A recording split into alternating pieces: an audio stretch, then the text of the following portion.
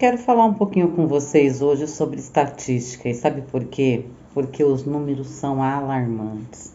25% da população brasileira hoje tem o nome incluído nos órgãos de proteção ao crédito.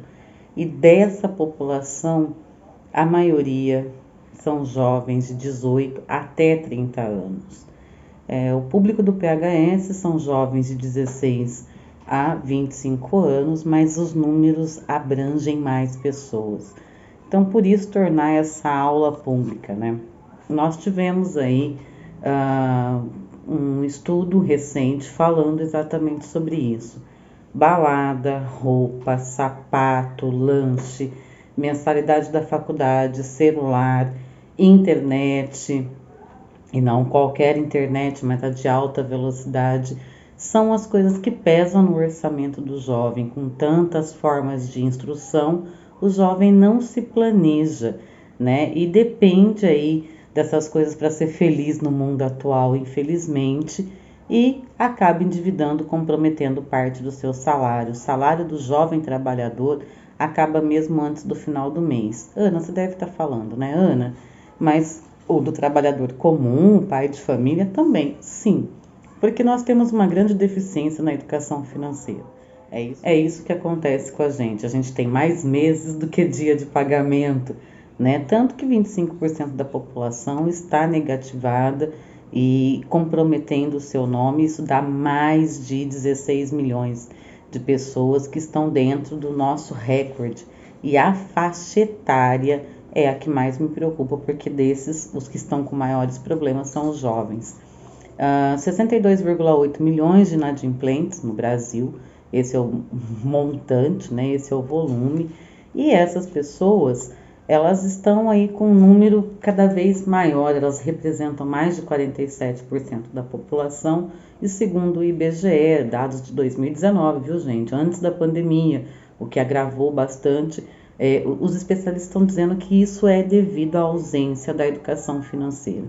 E eu posso provar isso para vocês, porque desde 2016, dentro do História de Sonhos, na nossa mentoria Como Construir Seu Sonho em 13 Passos, nós temos um módulo só falando sobre o Projeto Cofrinho, que carrega esse nome exatamente para que a gente possa fazer a nossa organização e aprender devagar, mas colocar em prática esse diálogo de falar sobre dinheiro, mas falar sobre dinheiro de uma forma eficiente.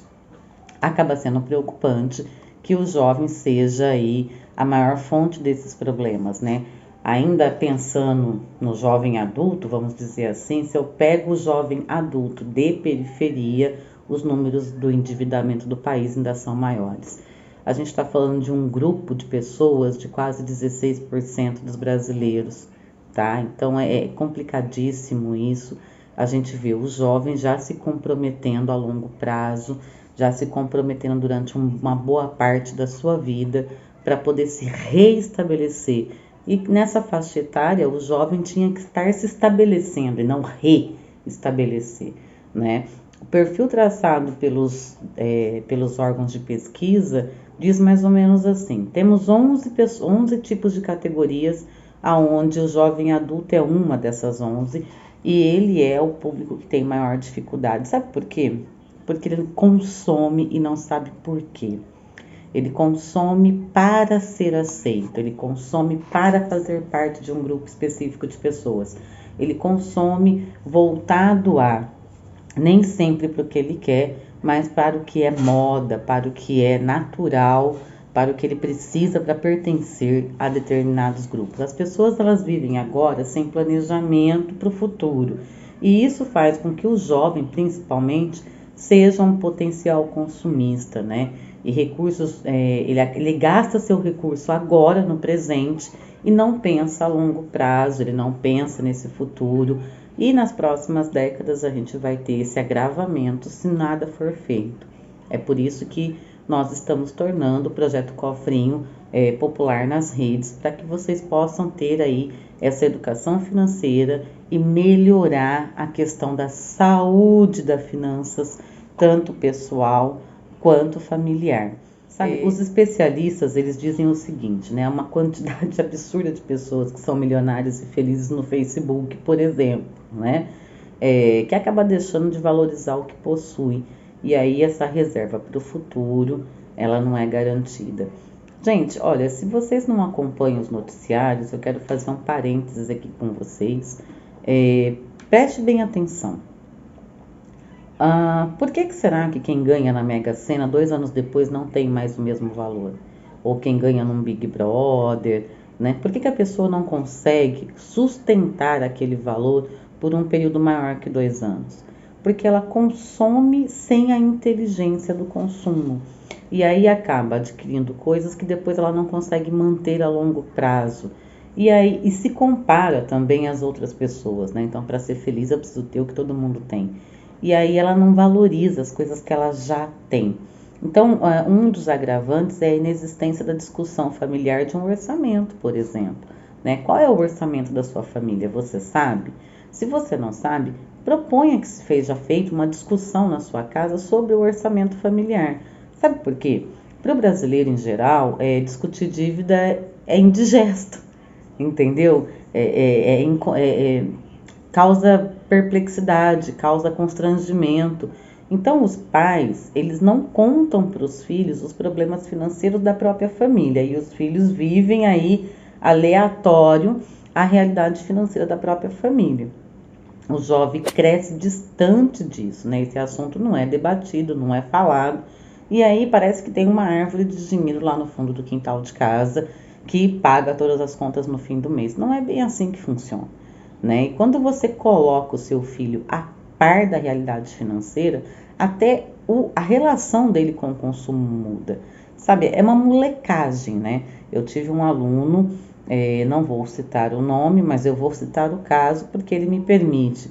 Ele é um garoto, ele tinha 29 anos, agora ele tem 29 anos, ele tinha 25 anos na época, e ele chegou a comprometer 90% do salário com coisas que ele nem imaginava que não eram úteis para ele naquele momento. Então foi uma molecagem, segundo ele mesmo, porque primeiro ele perdeu o emprego. Ao perder o emprego, ele estava com a dívida adquirida, né? E qual era a dívida? Cartão de crédito, cheque especial e o salário comprometido a longo prazo, maior do que a própria estadia dele na empresa. Como ele fez compras a longo prazo, ou seja, vamos imaginar, se ele tivesse 6 meses para ficar na empresa, ele comprou por 12, ele fez dívida por um período que ele nem teria receita. Mas é um impulso, né? É um impulso. O que ele comprou? Ele comprou o telefone da tendência da moda da época, porque todo mundo tinha, ele queria ter também. É natural que a gente queira ter, mas daí a gente precisa saber se cabe no nosso orçamento, né? Ele gastava bastante com balada, final de semana e lanche. Tudo coisas normais que a gente tem sim que fazer. Mas se a gente colocar na ponta do lápis, a gente vai perceber que é um consumo desregrado que a gente acaba fazendo, fora da nossa realidade daquele momento. E no momento que a gente precisa, acaba se agravando, porque a gente já teve aí a situação de inadimplência. Olha que triste, né? Ele atrasou demais a vida dele, porque para se recuperar do crédito que ele não tinha mais, né, da inadimplência que ele estava vivendo, ele demorou 3 anos, né? E ainda tem aqueles que têm a política de dizer o seguinte: eu vou esperar a dívida caducar para o meu nome reestabelecer. Gente, preste bem atenção, uma vez com o nome nos órgãos de proteção ao crédito, o seu nome continua restrito. Depois de 5 anos, realmente a dívida caduca, mas naquela instituição financeira você não tem mais crédito. O seu nome continua lá, não é porque a dívida caducou que você vai poder chegar lá e consumir o produto que eles te oferecerem, porque eles não vão te oferecer, porque você não vai ter. Então, já que existe aí essa clareza agora, porque a Ana está contando para vocês, vamos colocar no papel tudo que a gente tem de receita. E aí vamos colocar no papel também tudo que a gente tem de gastos, né, as nossas despesas, e fazer aí essa medição, essa contrapartida. Descubra você, por você mesmo, se você gasta mais, na verdade, do que você tem e pelo tempo que você vai ter. Você não investe em você, entendeu? Nós não temos o hábito de investir em nós. A gente sempre pensa assim, ó, o ano que vem eu vou estudar, o ano que vem eu vou começar a pagar, o ano que vem eu vou começar a resolver. A gente não tem aí, puxa vida, uma prática de boas maneiras com você mesmo na parte financeira.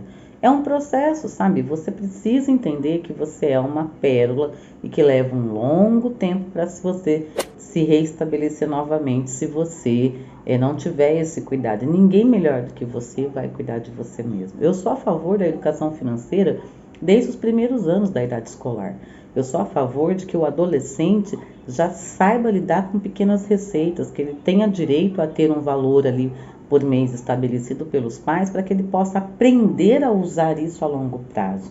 Eu sou a favor do jovem, do aprendiz, inclusive colaborar com o orçamento familiar, mas para entender a responsabilidade daquele orçamento. Se ele não pagar uma conta de luz, por exemplo, a casa vai ficar sem, né? Ah, Ana, mas é responsabilidade dos pais proverem a família. Sim, é responsabilidade dos pais proverem a família, mas é responsabilidade dos pais também colocar o jovem a par da situação financeira dessa família. Então é muito sério, né? Os especialistas estão falando que nós vamos chegar a 70% da população endividada depois da pandemia. E isso é doído demais de a gente ter a certeza que é o que está acontecendo. Sabe o que acontece? Quando a gente pensa assim, ó, a má escolha feita durante o início da vida adulta pode ter consequências até a terceira idade, gente.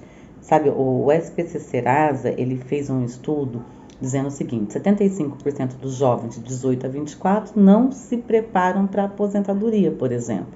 E aí querem se aposentar, né? 47% deles não realiza controle financeiro mensal. Sabe, eu tô falando de estatística, número que é para assustar mesmo, para que desde agora você comece a se levar a sério. Ter autorresponsabilidade, responsabilidade com você mesmo, e aí depois com a sua família. Se a gente pensar que a falta de disciplina ou hábito na situação financeira chega a ser um compromisso de quase 20% da população, 20% da população não tem esse hábito de compromisso com a sua própria educação financeira. E aí ela compromete ela, em primeiro lugar, mas depois a família dela. Quer se tornar um jovem eficiente nas finanças? Comece agora. Quer ser um adulto próspero? Comece agora a entender o dinheiro de acordo com o que você tem. Lembra, o humano, ele é perfeitamente adaptável. Se você ganhar 100, você vai viver com 100. Se você ganhar 1000, você vai viver com 1000. Mas se você implantar agora bons hábitos financeiros, você vai ser um adulto próspero, sem sombra de dúvida. Eu quero que vocês tenham essa consciência a partir de agora. Abram mesmo o seu coração e a sua mente para esses ensinamentos que a gente está distribuindo para vocês de forma gratuita nas redes sociais do PHS. Nesses próximos dias eu estou me dedicando para isso, junto com 2 grandes amigos, o Fernando Corte e o Antônio Soma. Por que nós estamos fazendo isso? Porque nós queremos que o jovem de agora seja o adulto próspero de amanhã. Você pode ser também. Até lá, gente. Não se esqueça de deixar o seu like nesse vídeo, nos acompanhar nas mídias sociais, sempre tem muitas novidades por lá. Qualquer dúvida, acesse o nosso site, venha conhecer a nossa história e descobrir quem é o PHS. Obrigada por acompanhar nosso vídeo, um beijo pra você e tchau!